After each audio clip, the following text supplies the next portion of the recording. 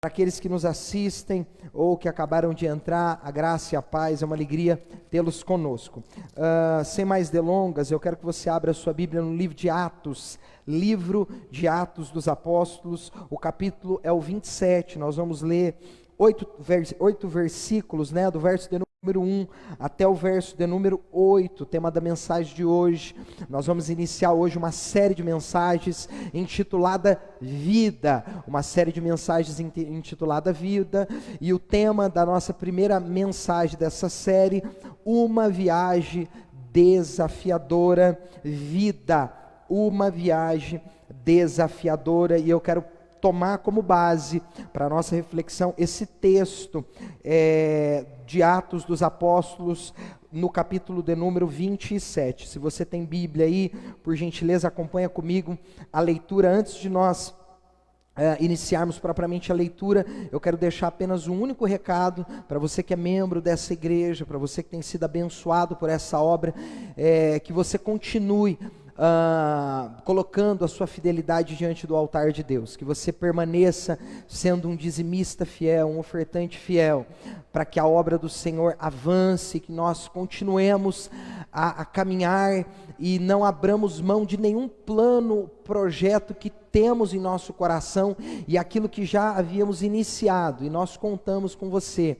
A igreja não depende de homens, mas ela conta com os homens, ela depende de Deus, mas ela conta com a liberalidade, com a generosidade do coração dos filhos de Deus que de fato e de verdade amam a obra do Senhor. Que você não seja desconstruído nesse tempo difícil que talvez você esteja passando, mas que você nesse tempo expresse o seu grande amor a Deus e continue entregando a sua fidelidade como uma expressão do seu amor ao Senhor. Atos dos Apóstolos, o capítulo é o 27, nós vamos ler a partir do verso de número 1. Acompanha comigo o texto sagrado, eu estou na versão transformadora, nova versão transformadora. Diz o texto: quando chegou a hora, zarpamos para a Itália. Paulo e muitos outros prisioneiros foram colocados sob a guarda de um oficial romano chamado Júlio, capitão do regimento imperial. Aristarco, macedônio de Tessalônica, nos acompanhou. Partimos num navio que tinha vindo do porto de Adramítio, no litoral noroeste da província da Ásia. Estavam previstas diversas paradas em portos ao longo da costa. No dia seguinte, verso de número 3, quando ancoramos em Sidom, Júlio demonstrou bondade a Paulo, permitindo-lhe que desembarcasse para visitar amigos e receber ajuda material deles. Quando partimos de lá, fomos costeando a ilha de Chipre, devido aos ventos contrários que tornavam difícil manter o rumo. Verso de número 5, prosseguimos por mar aberto, passando pelo litoral da Cilícia e da Panfilha, chegando a Mirra, na província de Lícia. Ali o oficial no comando encontrou um navio egípcio de Alexandria, que estava de partida para a Itália, e nos fez embarcar. Navegamos vagarosamente por vários dias, e depois de muita dificuldade, nos aproximamos de Cnido. Por causa dos ventos contrários, atravessamos para Creta, acompanhando um litoral menos exposto da ilha, de frente ao cabo de Salmona. Costeamos a ilha com grande esforço, até que chegamos a bons portos, perto da cidade de Laceia, ou Lazéia. Vamos orar. Pai, nós te louvamos. Obrigado por essa noite e pela oportunidade que nos concede, de uma vez mais juntos, ouvirmos a tua santa palavra. Nós clamamos ao teu Espírito para que tu fales ao nosso coração. Aqueça-nos, Pai, essa noite uma vez mais. Fale no íntimo e profundo do nosso ser. Abra os olhos do nosso entendimento. Permita-nos, Senhor, ó Pai, perceber, discernir, compreender a profundidade, a largura, a dimensão de tudo aquilo que o Senhor tem a nos comunicar. A tua palavra diz no livro de Isaías 55, que a tua palavra não volta para si vazia, mas que ela cumpre o propósito para o qual ela será lançada. Prepara o nosso coração como um bom solo, para que a preciosa semente da tua palavra germine, e nós possamos, ó Deus, frutificar. Ó Senhor, nos dê a palavra de conhecimento, de ciência, a palavra de profecia, para a glória de Deus Pai, por amor ao teu santo nome. Guia-nos, Pai, em águas tranquilas, em pastos verdejantes. Alimenta o teu povo, porque o Senhor é o pão vivo que desceu do céu. Ó Deus, sacia a nossa fome, a nossa sede de existência, em nome de Cristo Jesus. Coloca por terra toda a fortaleza de mente, em nome de Jesus. Tudo aquilo que se levantou contra a tua palavra, seja repreendido e destronado.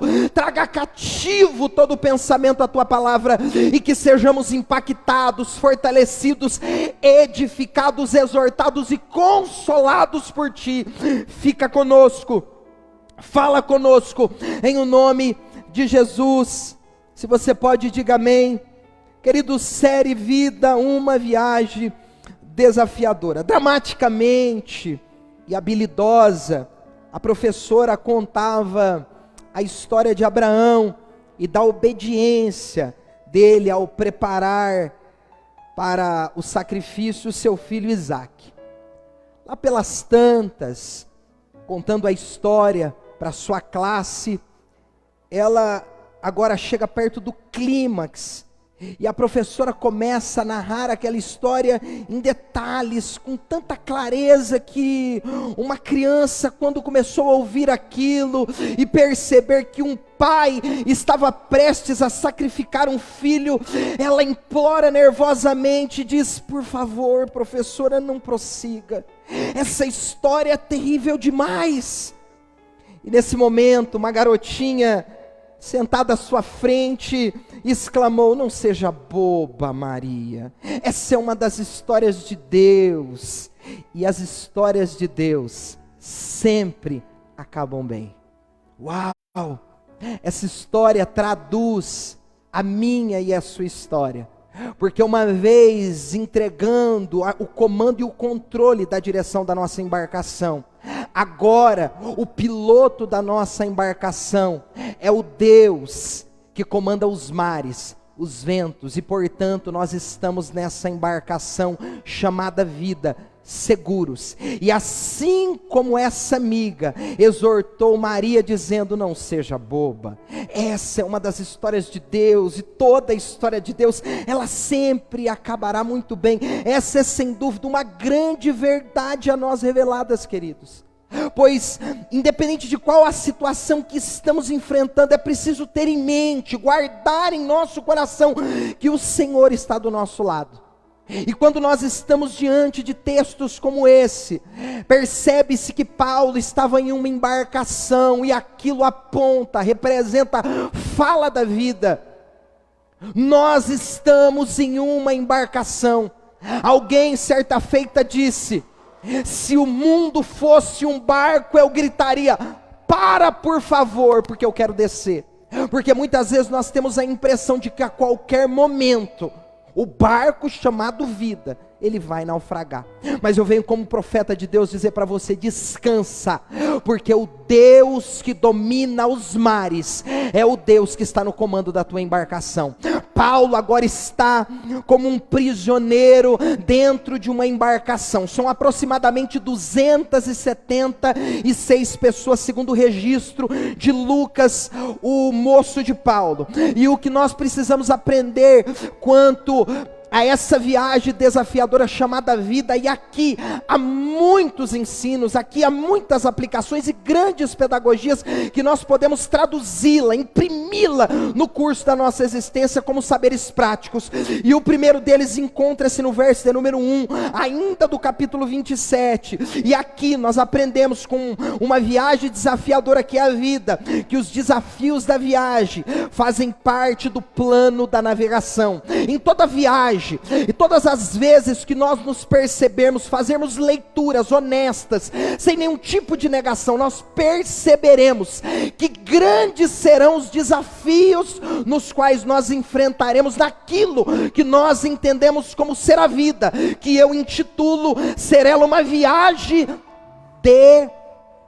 desafiadora. Vamos para os textos, para que nós consigamos fazer essas aplicações, levando em conta esse primeiro ensino, essa primeira aplicação, que os desafios da viagem fazem parte do plano da navegação. Estamos navegando porque estamos vivendo, e porque estamos vivendo, os desafios são inerentes a essa vida que nós temos e que nós intitulamos como uma navegação. Veja o verso de número 1, ainda do capítulo de número 27, para que fique claro aquilo que eu desejo aplicar, segundo o texto. Quando chegou a hora de zarparmos para a Itália, Paulo e muitos outros prisioneiros, perceba o texto, Paulo e muitos outros prisioneiros foram colocados sob a guarda de um oficial romano, chamado Júlio, capitão do regimento imperial. Queridos, observe que Paulo está na mesma embarcação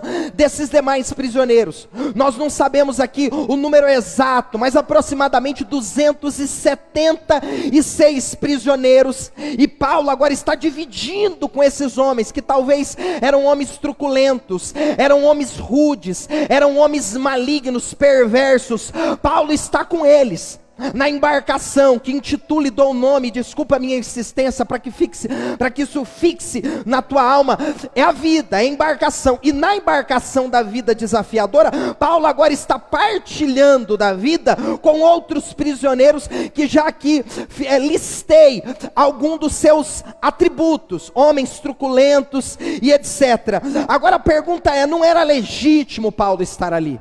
Óbvio que não, pois ele não era como aqueles prisioneiros, e nada havia feito, vale lembrar isso, nada ele havia feito para estar ali. Agora, observa que o desafio que Paulo vivia não era uma retribuição que Paulo recebia. Eu vou falar de novo, o desafio que Paulo vivia, que fazia parte, aquele desafio, repito, do plano da navegação que é a vida. Então Deus, Ele agora vai arquitetar um plano de navegação.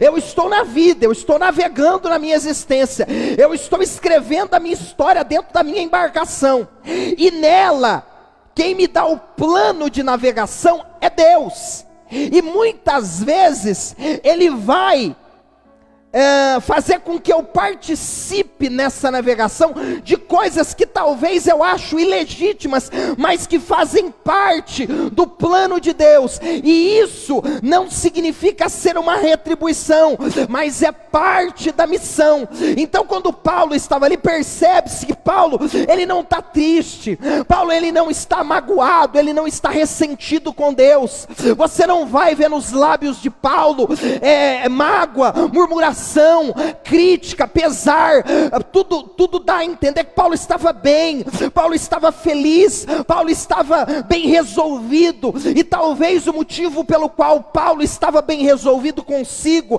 apesar de estar em um ambiente que não poderia ele ali estar, uma vez que ele não se parecia com aqueles homens, que Paulo entendia que aquele momento da vida foi Deus que havia escrito para que ele ali estivesse. Portanto ele não ia murmurar, ele não ia reclamar, ele sabia que por trás de tudo aquilo era Deus escrevendo o caminho, o destino de Paulo, e foi necessário Paulo passar por aquele momento, aquele desafio que fazia parte, repito, do plano da navegação. Paulo entendia que aquilo não era uma retribuição, Paulo sabia que aquilo fazia parte de uma missão. E por que isso é importante para nós entendermos isso que eu proponho a nós refletirmos essa noite no que diz respeito à vida? Que muitos momentos existem situações que nós estamos vivendo e temos a impressão de que é uma maldição. Você já viu isso na igreja evangélica? E é muito comum isso. No momento em que alguém está passando por alguma adversidade, por algum problema, seja ele de qual natureza, a primeira coisa que nós queremos encontrar é uma resposta. Olha para mim, nem tudo Deus vai te dar resposta, porque o dia que Deus te dá toda a resposta, você se tornou Deus. Por isso Ele vai se calar em muitos momentos. Deuteronômio vai dizer: as coisas encobertas pertencem ao Senhor, as reveladas pertencem aos filhos dos homens. Tem coisas que Deus não vai te explicar o motivo pelos quais você está vivendo, mas porque você crê no Deus que é comandante da embarcação, você descansa sabendo que o barco pode passar pelo que passar, ele jamais naufragará. Eu vou falar de novo para alguém ouvir da glória: pode o teu barco passar o que passar, se Deus é comandante dele, ele não naufraga, você não morre, nada te acontece. Alabacandarábia, ô glória. Eu senti Deus nessa palavra. Paulo sabia que aquilo não era uma retribuição.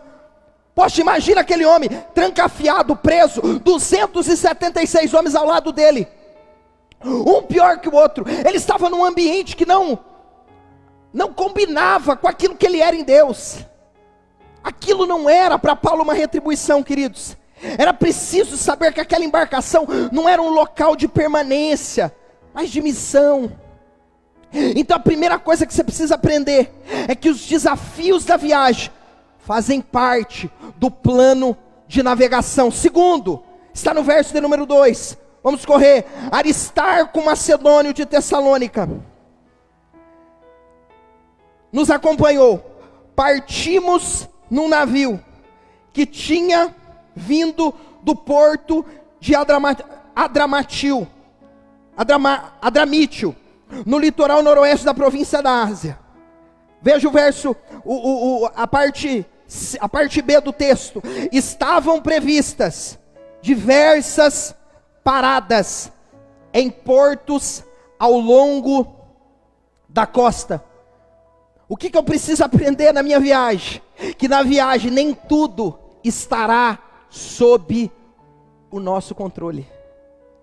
Eles saem agora e eles começam a navegação, e eles começam com um plano de navegação. Está no texto. Estavam previstas diversas paradas em portos ao longo da costa. Na viagem, nem tudo estará sob o meu controle. Havia para aquela viagem um plano de navegação, está explícito no texto.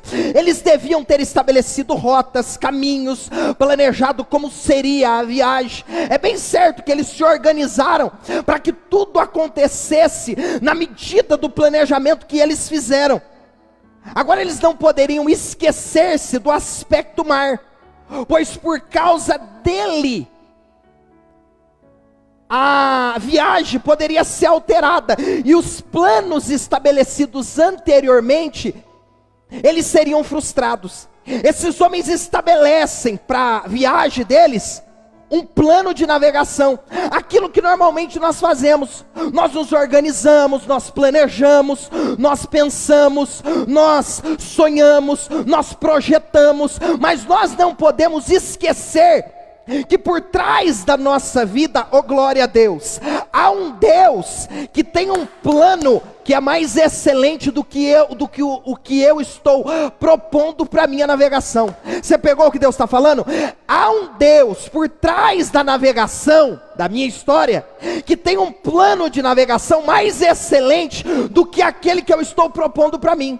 Esses homens, eles estavam corretos em fazer um plano de navegação, que é aquilo que eu e você fazemos. Já disse, nós nos organizamos, nós nos preparamos, nós estabelecemos plano para o futuro, nós sonhamos. Só que eles tinham que levar em consideração algumas nuances, e a primeira delas era o quesito mar, porque o mar uma vez revolto, o mar uma vez alterado, os ventos contrários poderiam alterar completamente o plano de navegação.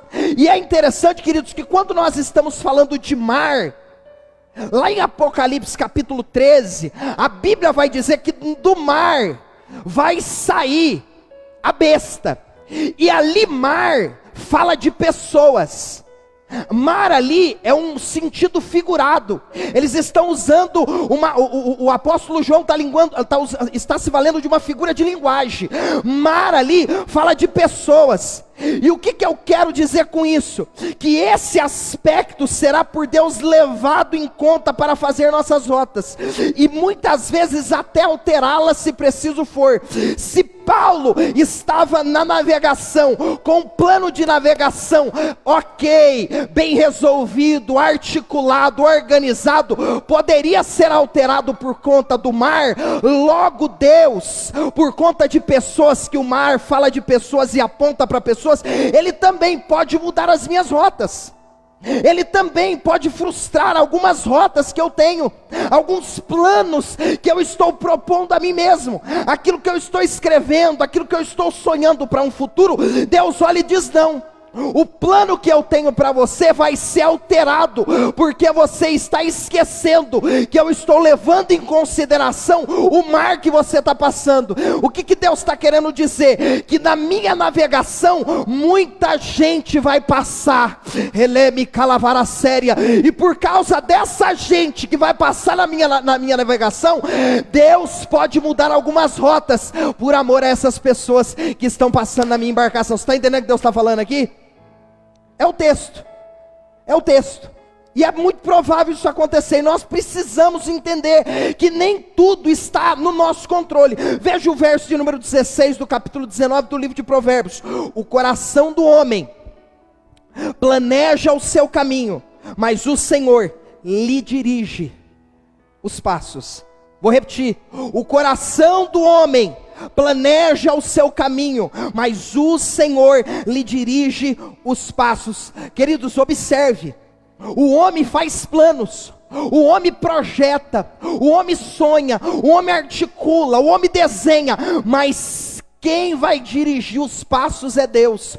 Portanto, precisa ficar claro em nossa mente, gravado em nosso coração, que nem tudo estará no nosso comando, que existem coisas que Deus vai mudar, rotas que Deus vai alterar, por motivos que Ele entende ser melhores para o reino dEle, a vontade dEle para a missão na qual eu faço parte, e que Ele, por graça, decidiu me permitir participar. É importante ter cuidado com a presunção, em pensar que a vida está no nosso controle, e uma vez estabelecido o plano de navegação, tudo será feito do seu jeito.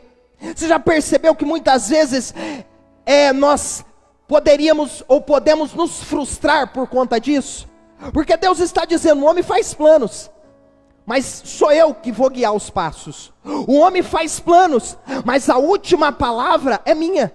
E se na viagem da vida eu não entender que quem comanda, governa os meus passos é o Senhor, eu vou me frustrar nela, porque haverá muitos projetos, muitos planos de navegação que Deus vai rasgar, que Deus não vai levar em conta, que Deus não vai respeitar. Você percebeu que nesses dias Deus não respeitou a agenda de ninguém? Pode pegar o artista mais famoso aí do mundo, pega um empresário mais bem sucedido do mundo. Deus falou: não vai viajar. Não, mas é meu jato particular, não vai viajar. Não, mas é 1 milhão de pessoas no meu show. Eu sou a banda mais famosa de rock do mundo, é o Iron Maiden. Não vai viajar, não vai tirar o pneu do solo, vai ficar trancado dentro de casa. Deus decidiu frustrar a agenda de todo o planeta. Sabe para quê? Para dizer: o controle e o domínio está na minha mão. Eu continuo sendo Deus do céu, da terra e de tudo que há na criação. Oh glória! Ele decidiu expressar isso. Ele decidiu dizer isso. E quando eu não entendo isso, irmãos, eu corro o risco de me sentir frustrado. Quando eu não entendo que não está no meu comando, no meu controle, que eu preciso aceitar a vontade de Deus. Planos a longo prazo, projetos de vida de longa duração. Você ouve os coaches falando isso? Isso é muito comum, não é? Olha, projeta a tua vida para 20 anos. Olha, faz um plano de carreira de 10 anos. Maravilhoso. Uau! extraordinário. Se você tem essa disciplina, meus parabéns, maravilhoso, ótimo, extraordinário. Agora faça isso, não menosprezando e lembrando-se de quem, ou quem que comanda tudo. Você pode fazer isso. Você pode ter planos a longo prazo, projetos de vida, você pode desenhar aí a sua timeline daqui 30 anos, aonde eu estarei daqui 30 anos, né? Tem muito isso, na terapia, amém, glória a Deus, maravilhoso. Agora não se esqueça, que Deus pode colocar a mão e falar assim, ó, não quero que você vá por aí. Não, mas eu estou com um projeto aqui, que eu quero fazer MBA, eu quero fazer pós-graduação, eu quero fazer mestrado, doutorado, eu quero virar Aí Deus fala, não quero nada disso, eu quero que você vá numa Amazônia pregar para os ribeirinhos. E aí? Nós precisamos, no curso da existência, levar em conta que quem está no plano, o plano perfeito da navegação, está nas mãos do Senhor. Nós devemos fazer os nossos, mas não menosprezar e desconsiderar os dele. Olha o que diz Tiago, capítulo de número 4, verso de número 13. Ouçam agora, vocês dizem, hoje ou amanhã iremos para esta ou para aquela cidade, passaremos um ano ali, faremos negócios e ganharemos dinheiro. Vocês nem sabem o que lhes acontecerá amanhã, que é a sua vida. Vocês são como a neblina, que aparece por um pouco de tempo e logo se dissipa. Ao invés disso, deveriam dizer, se o Senhor quiser, viveremos, faremos isto ou aquilo. Observa que a repreensão desse texto não é o fato dos homens fazerem, sonharem, projetarem. É os homens esquecerem que quando eles estão organizando esse projeto, quando eles estão sonhando, eles lembrarem-se de Deus. Porque se Deus decidir parar algum desses planos e projetos, eles não se sentirão frustrados, e isso não será motivo de nenhum desânimo no seu coração. Uma outra coisa que nós aprendemos, que o que plantamos na viagem, nós iremos colher. Uma viagem desafiadora. E o terceiro ponto é que o que plantamos na viagem nós iremos colher. Veja o verso de número 3, para que você entenda aquilo que o Espírito de Deus deseja ministrar ao nosso coração. No dia seguinte, está no texto, quando ancoramos em Sidom, Júlio demonstrou bondade a Paulo, permitindo-lhe que desembarcasse para visitar amigos e receber ajuda material deles.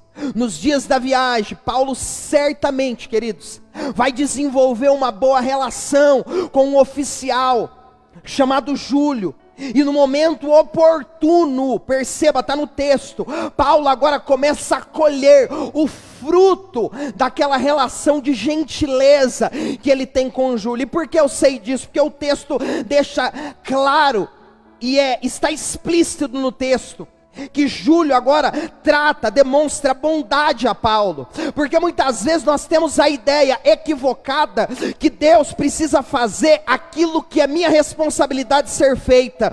Por exemplo, Deus não tem que ser simpático com o teu vizinho, para o teu vizinho ser o teu amigo. A responsabilidade é tua, porque tem crente, vamos combinar aqui não tem, só na China, que é chato pra galoche. Tem cristão que é insuportável. Eu conheço alguns, inclusive, porque não são habitados pelo fruto do Espírito, dizem que quando acorda, parece até que está endemoniado. Olha para mim, deixa Deus falar no teu coração. Você entristece o coração do Pai, quando você fala uma bobagem como essa. Você é habitado pelo Espírito Santo de Deus. Que papo é esse? Que conversa é essa? Vai buscar Deus, vai orar a Deus, vai clamar a Deus, para que os frutos do Espírito sejam desenvolvidos em tua vida. A mansidão, o domínio próprio, a alegria, a paz, o amor, a longanimidade, a temperança, para que esses frutos prove verdadeiramente que você nasceu de novo. Amém? Eu estou dizendo que você não pode ter uma crise de estresse? É isso que eu estou dizendo?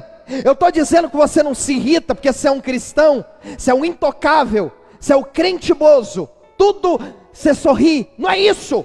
O que eu estou dizendo que cabe na vida cristã, essa sensibilidade, essa doçura, esse amor, esse cuidado, esse carinho, esse apreço pelo outro, porque quando fazemos isso, queridos, nós colhemos. O problema é que nós queremos colher hoje o que nós não plantamos ontem. Está no texto, no dia seguinte, ou seja, um dia antes, Paulo estava o quê? Conversando com Júlio.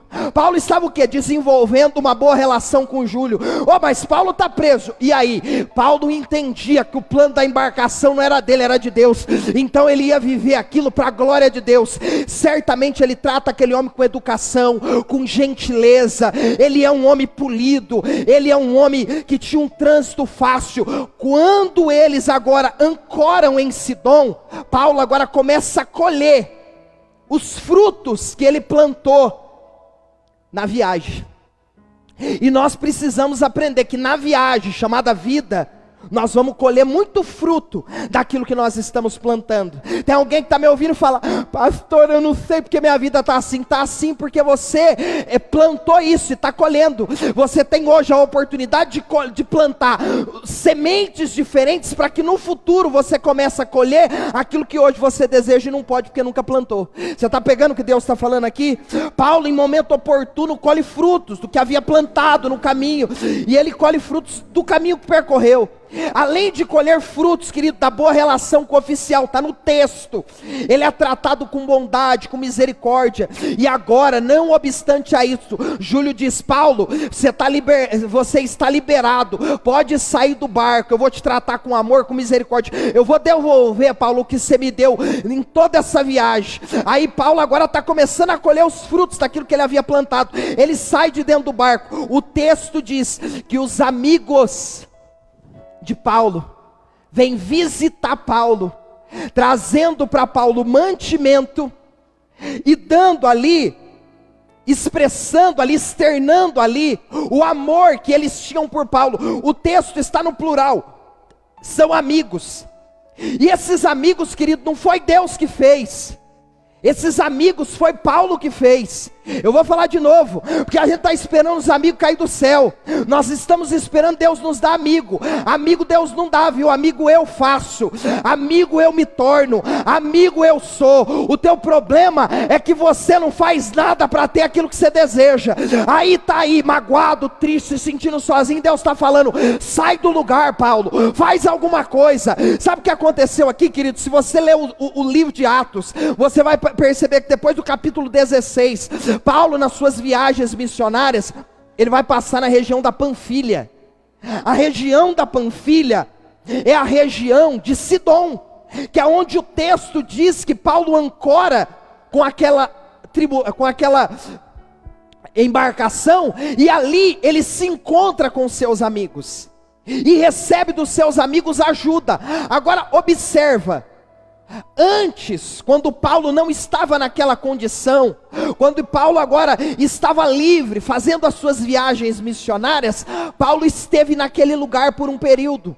Paulo esteve na Panfilha, em Sidom, por algum período, e ali em Sidom, Paulo fez amigos, Paulo foi amigo. Lá em Sidom, Paulo ajudou aqueles irmãos na fé, Paulo fortaleceu a igreja da Panfilha, Paulo edificou com a vida dele a igreja da Panfilha. Chegou um dia que Paulo estava preso, nós estamos lendo o texto, e agora quem precisa de ajuda é Paulo. E sabe o que vai acontecer? A ajuda que um dia ele deu, agora ele recebeu, porque tem gente que quer receber o que nunca deu, tem gente que quer colher o que nunca plantou. Olha para mim, às vezes tua vida tá como tá, porque é o que você plantou. Deus está dizendo: planta outras sementes, muda a tua história. Entenda que hoje você está passando por um caminho, mas um dia você pode nesse caminho passar de novo. E se você deixar rastros de amizade, se você fazer alianças, chegará um dia que nesse caminho, se um dia você voltar,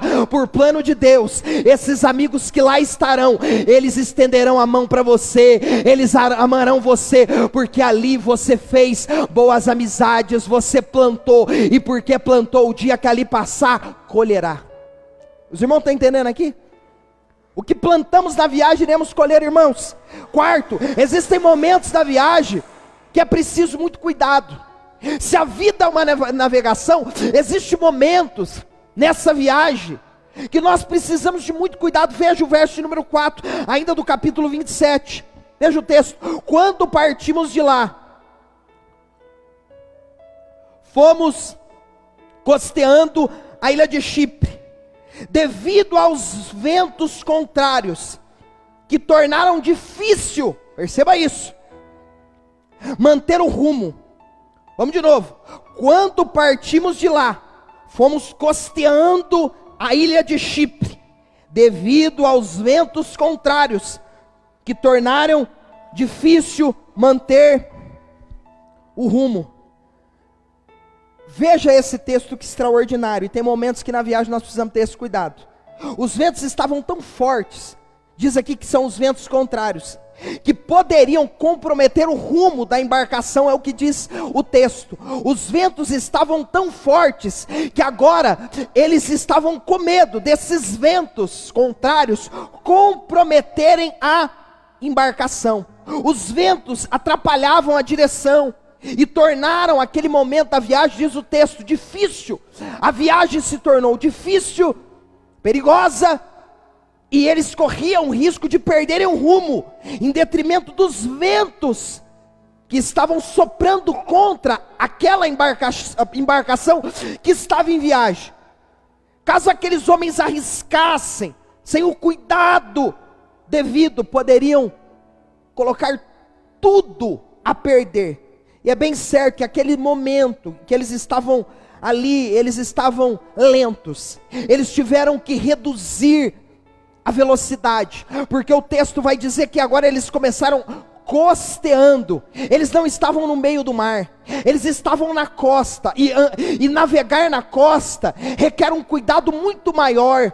Navegar na costa é o momento em que você desacelera, é o momento em que você se torna lento, é o momento em que você tem que redobrar o cuidado, dado as pedras que estão no caminho. Os irmãos estão entendendo? Então nesse momento específico da viagem, eles tiveram agora que redobrar a atenção, eles tiveram que ter um cuidado maior, e isso gerou lentidão, gerou dificuldade, porque eles não poderiam colocar tudo a perder. O vento fez com que aqueles homens reduzissem a velocidade, mas perceba, eles não param. Oh glória, aquela embarcação reduz a velocidade, a viagem torna-se difícil, mas olha o texto, eles continuam costeando, mas eles continuam caminhando, porque tem momentos que as dificuldades elas vêm com a intenção de nos fazer parar. E eu estou falando com alguém aqui que está vivendo os piores dias da tua vida, e Deus te colocou nesse sofá sentado para dizer: não para, está difícil, os ventos estão contrários, eu sei que não dá para você se expor, eu sei que agora você percebeu que tem que ter muito cuidado, mas não para, não para, continua, desacelera, vai lento, mas não para. Aleluia, aleluia, aleluia, aleluia. Queridos, às vezes é preciso ir mais devagar para chegar mais rápido. Pegou? Vou falar de novo. Às vezes é preciso ir mais devagar para chegar mais rápido. Por quê? Porque se eles se expõem por conta da pressa, eles iam colocar tudo a perder. Então naquele momento, a dificuldade fez com que aqueles homens tivessem que reduzir a velocidade e, margeando, continuar a viagem. E é o que Deus está falando para alguém aqui. Ainda que você esteja na margem, ainda que você esteja lento, ainda que esteja difícil, não para. é ordem de Deus, o plano da navegação está na minha mão. Eu sabia que você ia viver essa dificuldade, estava escrito que você ia passar por esses mares revoltos, mas eu continuo sendo o oficial e o comandante da embarcação. Vai nessa tua força. Às vezes a impressão que dá é que as coisas estão paradas. Não, elas estão difíceis, mas elas continuam em movimento. Eita, glória a Deus. Eu vou falar para alguém, a impressão que dá é que as coisas estão paradas, porque quem estava a 150 por hora anda a 10, a impressão que dá é que está parado. Deus está falando, não tem nada parado, ele está lento, mas continua em movimento, e porque está em movimento, daqui a pouco eu te coloco para acelerar de novo. Oh glória a Deus, não para, não olha para trás, não desista, siga em frente. Oh glória a Deus. O que nós aprendemos nessa viagem desafiadora? Que em outros momentos da viagem é necessário arriscar-se mais. Se no momento da viagem é preciso cuidado, lentidão, atenção, por outro lado, há momentos e haverá momentos na tua história que você vai precisar arriscar-se mais. Veja o verso de número 5. Prosseguimos por mar aberto. Eles estavam na margem, eles estavam em marcha lenta, eles estavam tomando muito cuidado por conta do vento, mas escuta, o vento passou. Que não há vento que dure para sempre, viu? E não há tempestade permanente, uma hora ela passa. Eleva cá, lavaracia. E o diabo às vezes coloca a tempestade para te destruir. E se você não for sabido, ela te leva tudo embora que você tem. Agora se você for inteligente, você para, se avalia, se analisa, fala, não, eu vou dar um time, eu vou puxar o freio de mão, eu vou desacelerar, eu vou deixar acalmar a tempestade. A hora que a tempestade for embora, a hora que os céus se abrirem, eu volto para o alto mar e ganho velocidade para chegar onde eu desejo. É o que esses homens entendem. Veja o verso de número 5. Prosseguimos por mar aberto, passamos pelo litoral da Cilícia e da Panfilha, chegando a Mirra, na província de Lícia. Chegamos à província de Lícia. É preciso atentar-se, queridos, para não permanecer lento na margem quando já não há mais necessidade. Tem pessoas que se acostumam com a mediocridade. O que é mediocridade? É aqueles que estão na média, é aqueles que não querem buscar a excelência, eles não ousam dar saltos mais elevados, eles não ousam arriscar-se para granjear e conquistar novos territórios. Eu estou falando com algum empresário aqui, que Deus está dizendo, daqui uns dias eu vou te convidar para você se arriscar. Daqui uns dias eu vou colocar oportunidades na tua frente que você vai precisar de fé para arriscar. Se você se arriscar, eu te coloco em alto mar e eu te faço avançar.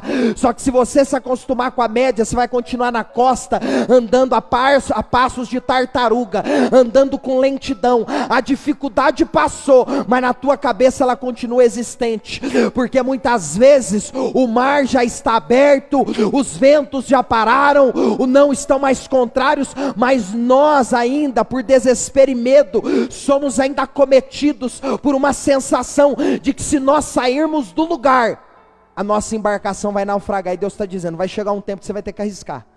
É o que esses homens fazem. Eles fazem uma leitura e eles observam que não havia necessidade mais de continuar na margem, não havia mais necessidade deles ficarem parados, lentos.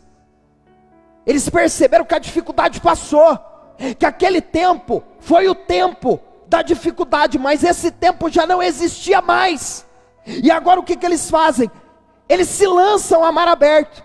Queridos, olha para Elias. Deus fala para Elias, Elias, vai para Querite. Elias está lá, comendo carne dos corvos, tomando água do ribeiro. Chega um dia que o ribeiro seca. Sabe o que Deus está dizendo? Elias, o Querite não é lugar permanente, é lugar de passagem, sai daí. Eita, glória a Deus. Elias sai, o maná vai cair do céu. Só que o dia que o povo entra em Canaã, o que acontece? O maná para de cair, porque Deus está dizendo, eu vou te colocar às vezes no estreito por um tempo, por um período. Você vai ficar lento por um tempo, por um período. A zona de perigo, ela é por um tempo, ela não é permanente. E no tempo em que você perceber que dá para voltar para o mar aberto, volta, porque é lá que eu te quero. Aleluia, aleluia. Quando o vento passou, queridos, eles saíram da margem, voltaram, prosseguindo para o mar aberto.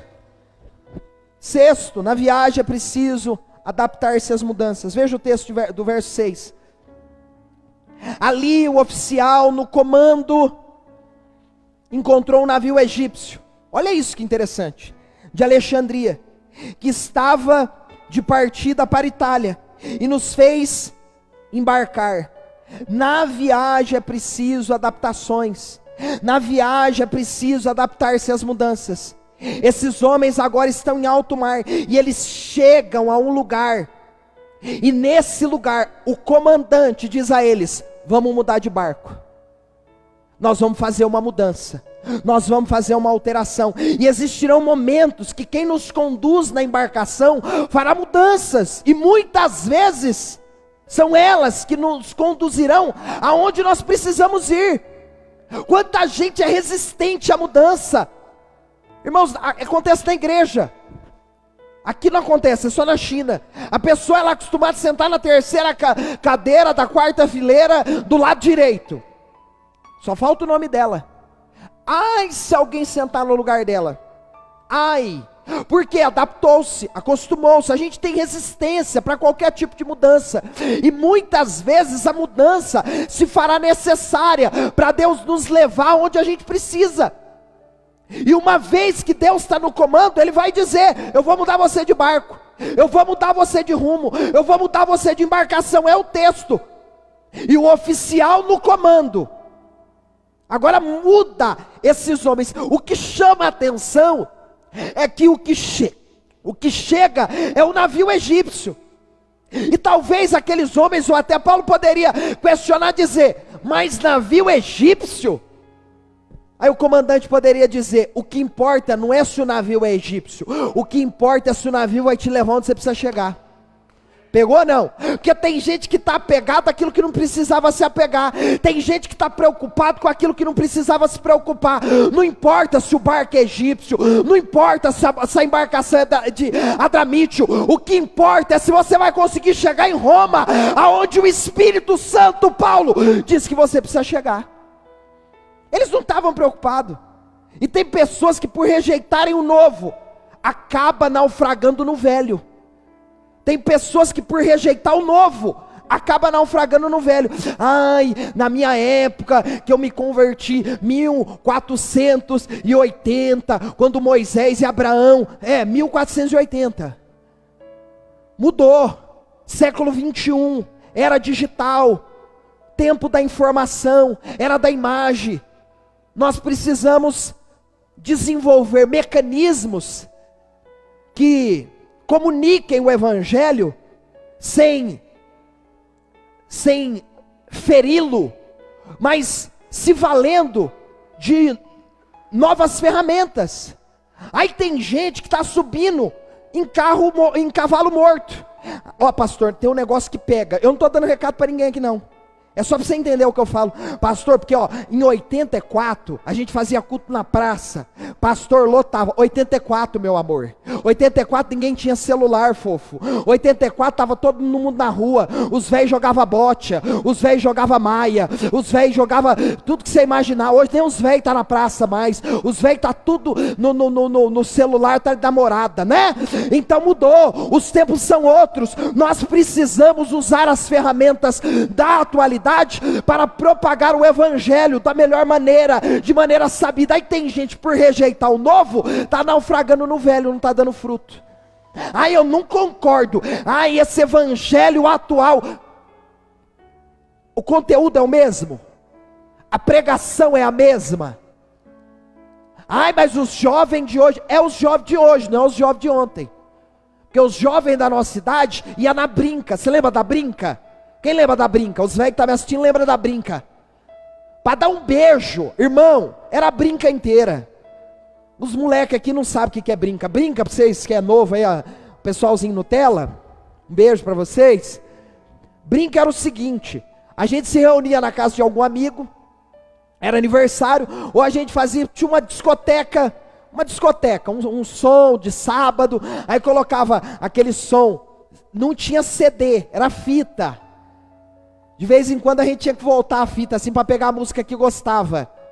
Aí colocava lá a fita, aí a gente ficava tudo num grupo lá dos amigos trocando ideia. E aí para rolar um beijo, pra você ter, meu amigo, era uma guerra. Hoje, os jovens do nosso século, eles transam pela internet. Pegou o que eu estou querendo dizer? Você está entendendo aonde eu estou querendo chegar? Nós na viagem, nós precisamos adaptar-se com as mudanças. Porque tem gente que está apegada ao velho, e Deus não vai colocar vinho novo em odre velho, viu? Deus não vai colocar vinho novo em odre velho. Está na hora de você renovar a sua mentalidade, entender que nós estamos vivendo um novo tempo, que a geração de Josué pode ensinar a geração de Moisés. Releva a candarábia. Sabe por que Deus colocou Josué no lugar de Moisés? Porque o tempo de Moisés havia dado, a geração nova chegou, uma mente nova precisava atuar, liderar, conduzir aquele povo. Deus olha e fala: eu preciso tirar Moisés de cena, porque eu preciso colocar um novo sangue. Quem? Josué, o meu servo. Entretanto que Moisés manda 12 espias, Josué manda 2. Josué é mais articulado, Josué é mais sabido, Josué é mais econômico, Josué é um cara mais visionário do que Moisés. Ele vai fazer muito parecido com o que Moisés fez, mas ele vai usar menos que Moisés usou, para alcançar o mesmo resultado que Moisés obteve. Quem está pegando o que eu estou falando? É o que Deus está falando aqui. A dificuldade para aceitar a mudança são pessoas que vivem de conveniência. Às vezes a dificuldade de aceitar a mudança é que você vive de conveniência. É alguma coisa que te desafia, meu Deus. Ah, não concordo. Aí começam os argumentos. Tem coisa que você vai ter que fazer novo. Você nunca fez. É um desafio. É uma novidade. Por quê? Porque isso é necessário. Essas mudanças, essas adaptações no curso da viagem, que é desafiadora, são necessárias. Paulo vai entender isso. Talvez Paulo poderia indagar Júlio: ó Júlio, ô meu amigo, navio egípcio? Rapaz, não. Nós não temos nem muito contato bom com os egípcios, não. O nosso povo não é um povo assim, que tem um contato muito amigável com o Egito, não. Paulo não estava preocupado com isso, irmão. Porque para Paulo o importante não era o navio, o importante era ele chegar em Roma. E às vezes Deus, para levar você a lugares que Ele precisa, Ele vai te colocar em lugar que você não quer. Oh glória! Para te levar a lugares que Deus precisa, Ele vai te colocar em lugares que você não deseja. Ele vai fazer aliança que você não quer, que você não deseja, que não te faz bem. Deus está dizendo: vai ser necessário você se adaptar no meio da jornada, no meio da viagem. Porque quando eu paro de mudar, realmente eu paro. É o que disse Benjamin Franklin: quando eu paro de mudar, realmente eu paro. E às vezes há mudanças que são necessárias. O 7 aqui, o versículo de número 7, o importante nessa viagem não é velocidade, é direção. No curso da nossa existência, o que importa não é velocidade, o que importa é direção. É o que o texto nos ensina, e o verso é o número 7. Olha o que diz o texto, eu estou indo para o final. Navegamos vagarosamente por vários dias, depois de muita dificuldade, nos aproximamos de Cnido por causa dos ventos contrários. Atravessamos para Creta, acompanhando o litoral menos exposto da ilha, de fronte ao cabo de Salmona.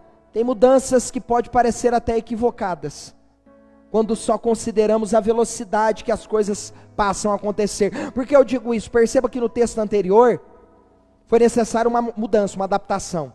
E no verso posterior, agora esses homens se veem navegando de maneira vagarosa.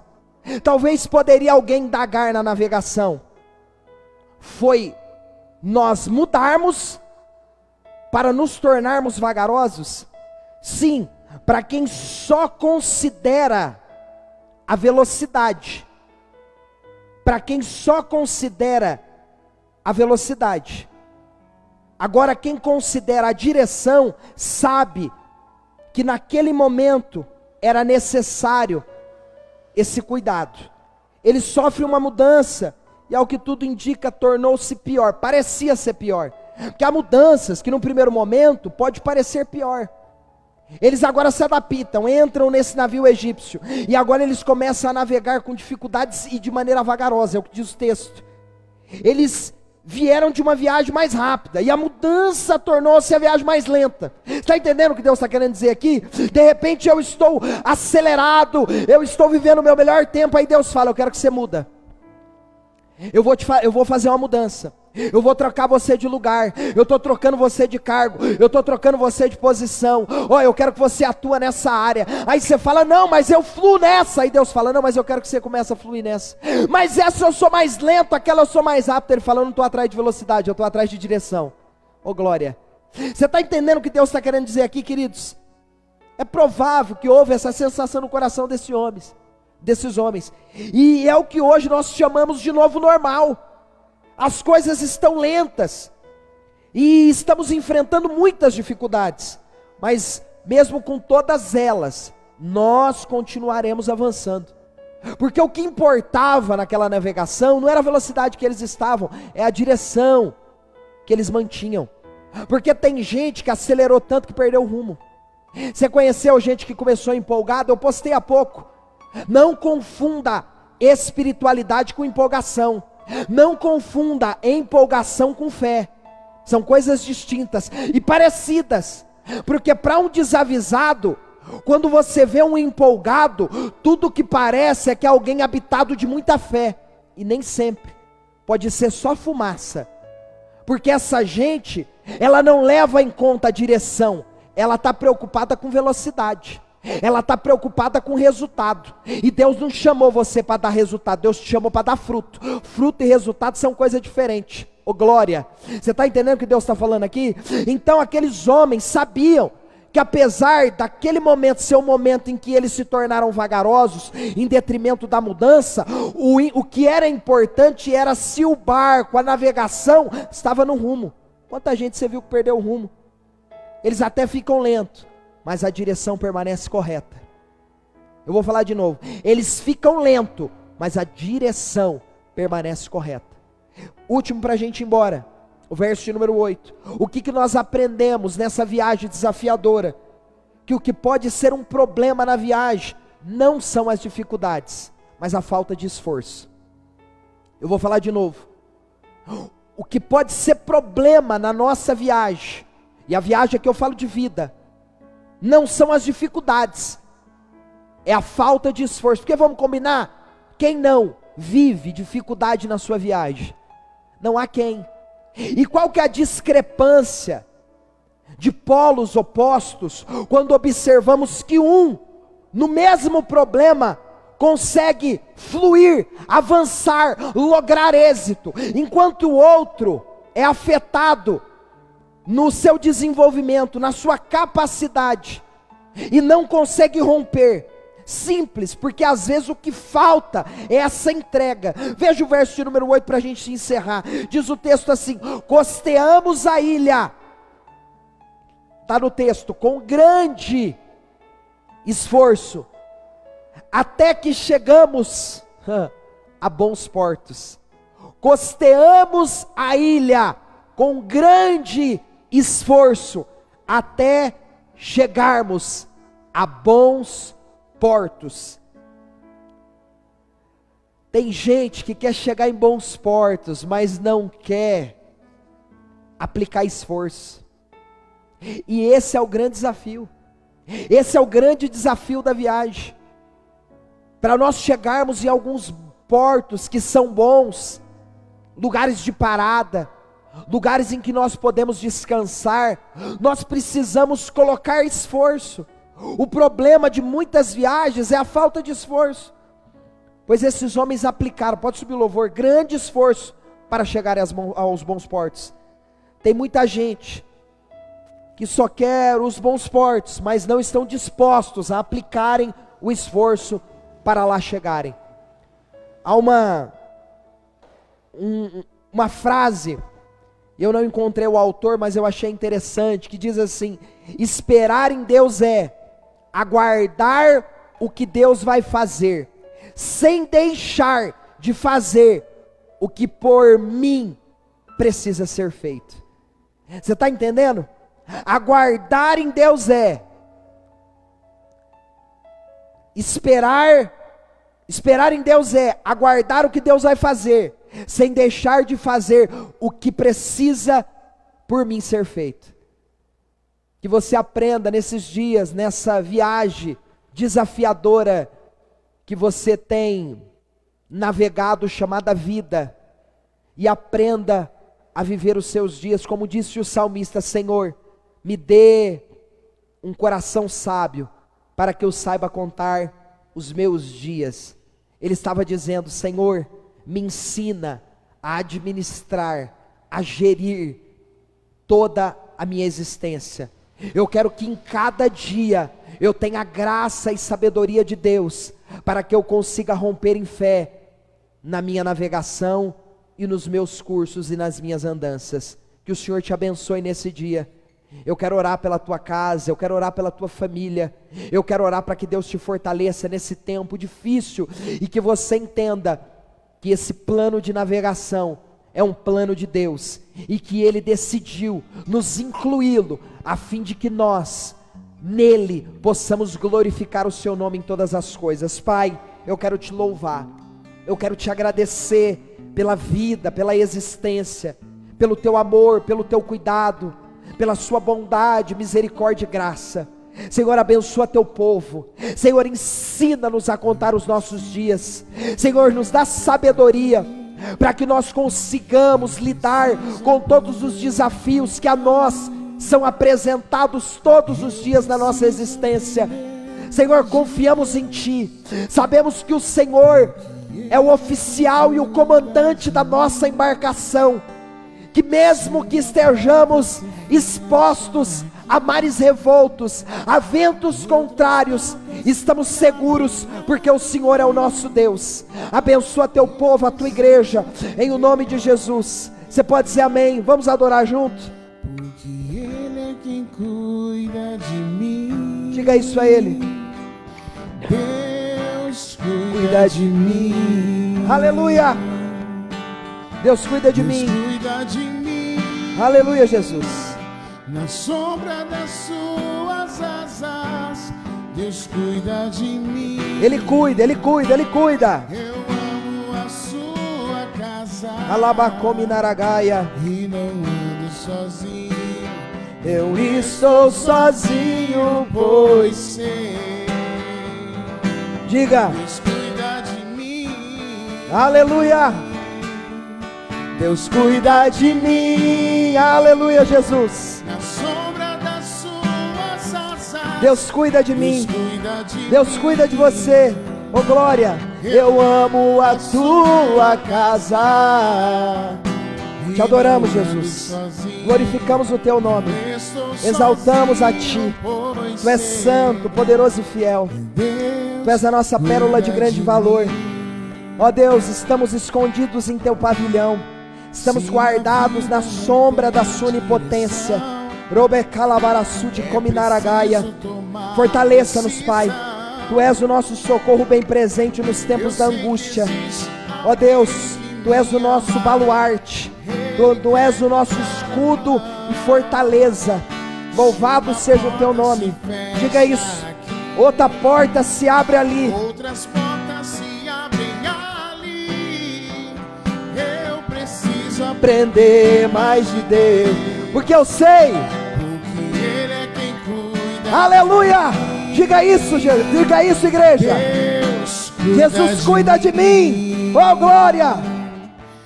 Deus cuida de mim. Aleluia. Na sombra das suas asas. Deus cuida de mim. Aleluia. Eu amo Jesus. Eu amo a sua casa. E não ando sozinho.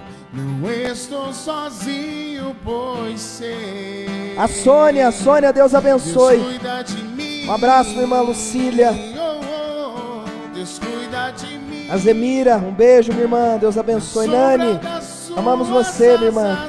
A Paulinha. Deus cuida de mim. Nivaldo, um beijo no seu coração. Eu amo a sua Aleluia. casa. Adalto, meu careca E preferido, não um beijo. ando sozinho. O Gé, Não um estou beijo no teu sozinho, coração. pois Ô minha preta, te amo, um beijo. é. Eliane Marzuca, seja bem-vinda, viu?